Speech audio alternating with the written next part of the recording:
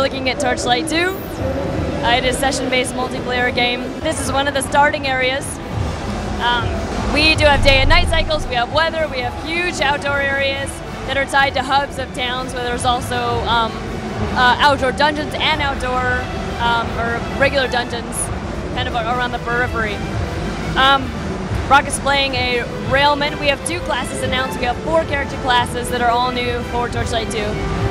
The 3 classes won't be playable. They are only in the game as NPCs from Torchlight 1, so it's all new.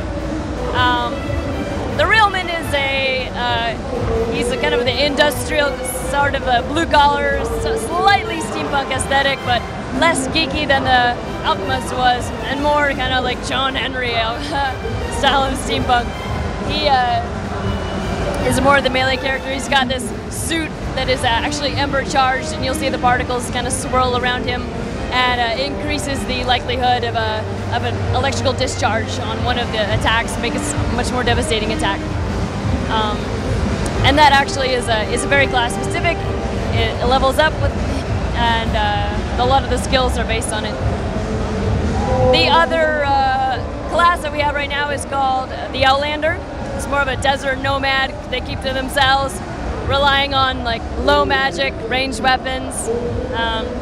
Primarily fights with a glaive, which is a class item that is also tied to skills and also levels up pretty uniquely. He's got a ferret pet, which is in the retail version.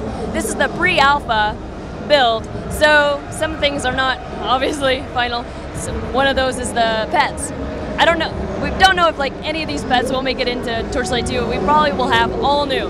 I mean, we may keep the cat and the dog because people like that. You know, it's just classic. But right now, what's planned is totally new. Also bringing back a lot of features that everyone likes, but just doing them better, like the pets. They'll have more skills, they may have more stats. We're going to bring back fishing, but it's going to be a lot more interesting, more stuff to do. So you can see he's already in a multiplayer game. There's 4 people in the game total, and you can see kind of where they are and who they are on the upper left there. So someone opened a town portal.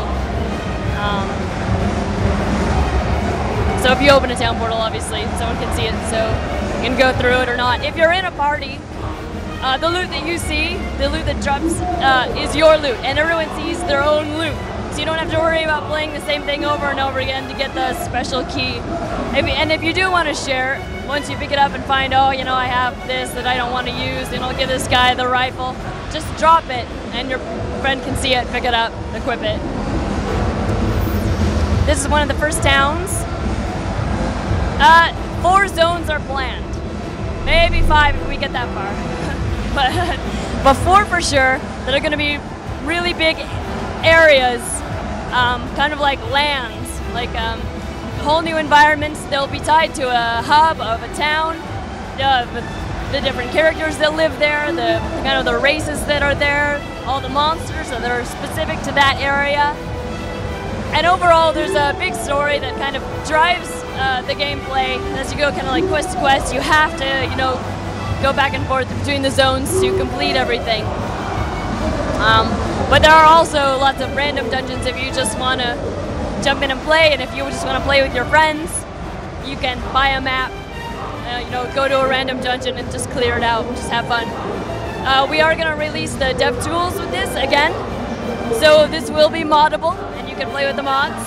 If you want to play with the modded